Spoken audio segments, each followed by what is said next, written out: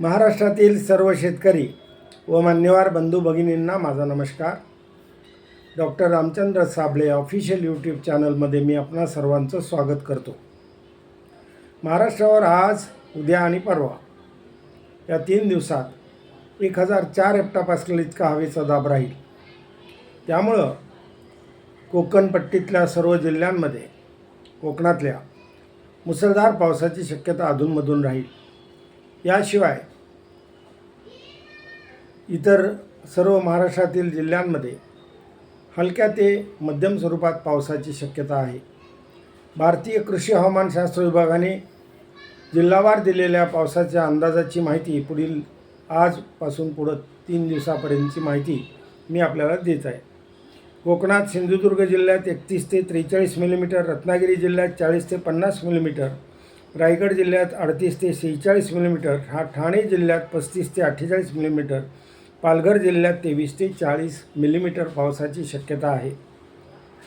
उत्तर महाराष्ट्रातील नाशिक जिल्ह्यात 7 ते 11 मिलीमीटर, धुळे जिल्ह्यात 3 ते 6 मिलीमीटर, नंदुरबार जिल्ह्यात 5 ते 10 मिलीमीटर, जळगाव जिल्ह्यात 4 ते 7 मिलीमीटर पावसाची शक्यता आहे. मराठवाड्यातील धाराशिव जिल्ह्यात 2 ते 7 मिलीमीटर, लातूर जिल्ह्यात 2 ते 4 मिलीमीटर, नांदेड जिल्ह्यात 2 ते 6 मिलीमीटर, बीड जिल्ह्यात 2 ते 5 मिलीमीटर, परभणी जिल्ह्यात 3 ते 6 मिलीमीटर, हिंगोली जिल्ह्यात 2 ते 7 मिलीमीटर, जालना जिल्ह्यात 2 ते 7 मिलीमीटर, छत्रपती संभाजीनगर जिल्ह्यात 3 ते 8 मिलीमीटर पावसाची शक्यता या 3 दिवसात आहे. पश्चिम विदर्भात बुलढाणा जिल्ह्यात 3 ते 8 मिलीमीटर, अकोला जिल्ह्यात 3 ते 8 मिलीमीटर, वाशिम जिल्ह्यात 3 ते 7 मिलीमीटर, अमरावती जिल्ह्यात 4 ते 8 मिलीमीटर प्रतिदिनी पावसाची शक्यता आहे. मध्य विदर्भात यवतमाळ जिल्ह्यात 2 ते 6 मिलीमीटर, वर्धा जिल्ह्यात 5 ते 8 मिलीमीटर, नागपूर जिल्ह्यात 4 ते 9 मिलीमीटर प्रतिदिनी पावसाची शक्यता आहे. पूर्व विदर्भात चंद्रपूर जिल्ह्यात 5 ते 10 मिलीमीटर, गडचिरोली जिल्ह्यात 6 ते 18 मिलीमीटर, भंडारा जिल्ह्यात 6 ते 15 मिलीमीटर, गोंदिया जिल्ह्यात 7 ते 15 मिलीमीटर पावसाची शक्यता आहे.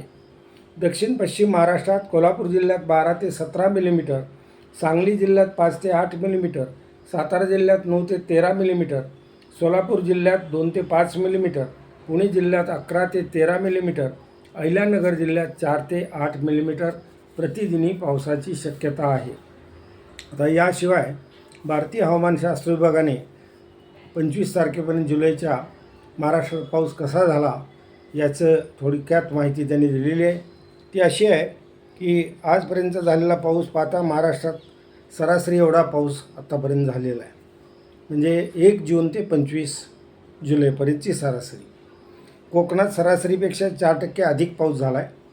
मध्य महाराष्ट्रात सरासरीपेक्षा 22% पाऊस अधिक झाला आहे आणि मराठवाडा आणि विदर्भात 25 ते 30% पाऊस कमी झाला आहे. हे सरासरीच्या असं हे अनुमान आहे, पण पुढं पाऊस तो कव्हर करेल अशी आपण अपेक्षा करूया.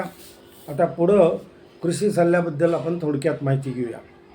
पावसात उघडीप असताना खुरपणीची कामं आता आपण करून घ्यावीत. भात खाचरात भाताच्या रोपांची सरळ रोपे लावून लागवड करावी. जनावरांना रोगप्रतिबंधक लस पशुवैद्यकीय तज्ज्ञाकडून टोचून घ्यावी. आता शेतकरी प्रश्नांची काही उत्तरं मी आपल्याला देणार आहे.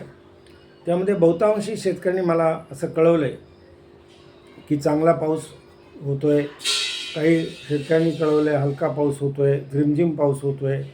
आणि काही शेतकऱ्यांनी कळवलं आहे की सोलापूर, माढा, परभणीमधलं सानपेठ तालुका, सांगोला, लातूर, पंढरपूर, मंगळवेढा, मोहोळ, पानगाव, लातूर, नागपूर, बसमत, येवला, मोहोकर येथे जोराचे पाऊस कधी होतील अशी रेणापूर अशी त्यांनी विचारणा मला केलेली आहे. आता जोराचे पाऊस ऑगस्ट-सप्टेंबरमध्ये निश्चितपणे होतील असा माझा अंदाज आहे.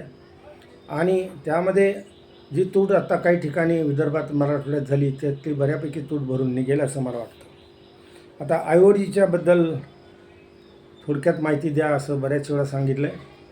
आता हिंदी महासागराच्या पश्चिम भागामध्ये पाण्याचं पृष्ठभागाचं तापमान 28°C वाढताना आता दिसत आहे. ही वाढ अशीच चालू राहिली की आयओडी पॉझिटिव्ह असं जाहीर केलं जाईल. आता तो पॉझिटिव्हच्या दिशेने चालू आहे आणि त्यामुळंच आपल्याला पुढं ऑगस्ट सप्टेंबरमध्ये चांगल्या पावसाची शक्यता आहे. सध्या हिंदी महासागराच्या पश्चिम भागातलं हे मी सगळं तुम्हाला तापमान सांगितलं. आता ऑगस्ट महिन्याचा अंदाज द्या असं म्हटलं आहे. ऑगस्टमध्ये देखील पाऊस चांगले होतील, मात्र खंड पावसात राहणार आहे हे मी आपल्याला आवर्जून सांगतो. कोणत्या पिकाची पेरणी करावी असं विचारलं आहे. आता बऱ्याच ठिकाणी पेरण्या झालेल्या आहेत. जिथं राहिल्यात तिथं रबी ज्वारीची पेरणी ही एकमेव आपल्याला पुढं दिसतं आहे. त्यानुसार आपण विचार करावा. आता काही शेतकऱ्यांची 25 दिवसाची सोयाबीन आहे, त्याला तणनाशक मारावं का? आता हा निर्णय पण सोयाबीनला पूरक असंच तणनाशक आपण निवडलं पाहिजे आणि मग त्या पद्धतीनं निर्णय घ्यावा. शेतकऱ्यांच्या प्रतिक्रियामध्ये माझे हवामान अंदाज अचूक असतात, बरोबर असतात. पावसाचे अंदाज तंतोतंत खरे येतात. शास्त्रशुद्ध पद्धतीने हवामान अंदाज दिले जातात असं मला विनोद इंगोले, रुद्राप्पा कुरसुळे, नितीन आटोळे, भिकाजी दंडाळे, गणेश बनसोडे, भारत गारुडे, गोपाळ कदम, विष्णू शिंदे यांनी मला कळवले. त्यांना मी धन्यवाद देतो. मला धन्यवाद दिलेल्या शेतकऱ्यांच्यामध्ये अशोक वरे, प्रल्हाद कदम, दगडू माळी, उमेश कदम, दीपक गाडे, समाधान साबळे, गायक डांगे, विजय रहाणे, महादेव पाटील, धनंजय इंगोले, परमेश्वर जावळे, लक्ष्मण नागरे, प्रवीण झडे, शुभम थोटे, बाळासाहेब खर्डे, राहुल पाटील, भरत गारुडे, उज्ज्वल परील, बाळ चव्हाण, विलास पाटील यांनी मला धन्यवाद दिलेत. विलास पाटील यांनी कळवले की मी 500 झाडांची लागवड केली. काही शेतकरी बांधवांनी मला हे सुचवायला सांगितले सर्व शेतकऱ्यांना की आपणही वृक्ष लागवड करा, वृक्ष जोपासा, त्याशिवाय हा हवामान बदल रोखला जाणार नाही. शेतकरी बांधवांनी मला दिलेल्या उपमांमध्ये आणि उपाधीमध्ये पंढरीचा पांडुरंग आमचा असं म्हटलं आहे. देव माणूस, देव माझा, शेतकऱ्यांचा देव, विठ्ठल आमचा, शेतकऱ्यांचा कैवारी अशा मला उपमा दिल्यात. माझा जन्म शेतकऱ्यांसाठी झाला आहे. शेतकरी हितार्थच माझ्याकडून काम चालू आहे, हे त्यामुळंच आहे असं मला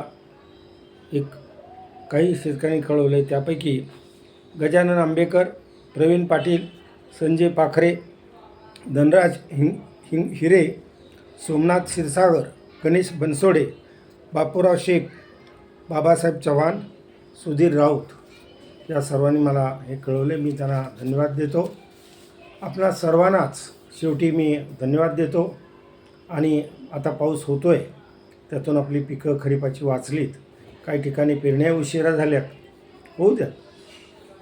अगदी सुरुवातीचा काळ जर आपण पाहिला एप्रिल मेमध्ये, तर एल निनो फार जोरात येईल, सुपर एल निनो येईल. काही शेतकऱ्यांनी मला प्रश्नही विचारले होते, पेरण्या तरी होतील का?